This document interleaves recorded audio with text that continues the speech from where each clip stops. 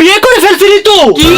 ওর বিয়ের পিক দেখছি আমি। কোথায়? এই তোমার কি মাথায় সমস্যা নাকি? আমার বড় ভাইয়ের বিয়ে হয় না, আমার কেমনে বিয়ে হইব? সেটাই তো আমার কথা, জীবনের বিয়ে কেমনে হইলো? সেইটাই তো।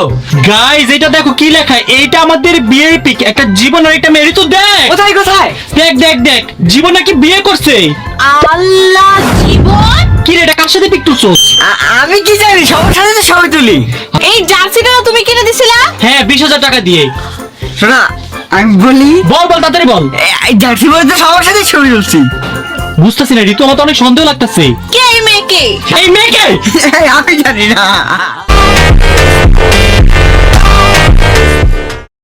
দেখছেন সোশ্যাল মিডিয়া কতটা পচা। এই বাচ্চা ছেলের সাথে ছবি তুলে বলে এটা আমাদের বিয়ের পিক। যে কাজটা করছে তাকে আমি বলতাছি, আপনি জাহান্নামী জাহান্নামী জাহান্নামী। শোন, আজকের পর থেকে তুই কোনো মেয়ের সাথে ছবি তুলবি না, আর আমিও কোনো মেয়ের সাথে ছবি তুলবো না। এসব পচা পচা মেয়েরা ছবি তুলে কি সব বাজে বাজে ক্যাপশন দেয়, ওকে? ওকে। আর ঋতুও কোনো ছেলের সাথে ছবি আমি তুলবে না। তুলি না, কার সাথে তুলি না আমি। এখন থেকে আরো তুলবা না। হ্যাঁ। যারা পচা শুধুমাত্র তাদের বলতেছি গাইস, আপনাদের না, আপনারা ভালো লক্ষ্মী। আপনাদের সবাইকে লাভ ইউ গাইস। দেখো জয় খাবার দিকে পাগল হয়ে গেছে। আচ্ছা যাও যাও, খাও খাও খাও খাও।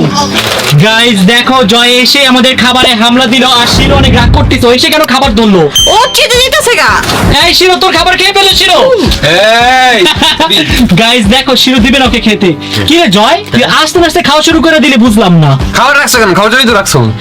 কোশ্চেন, নেইমার জুনিয়র নাকি মেসি ফেভারিট? Neymar Neymar! তোর কি? নেইমার। নেইমার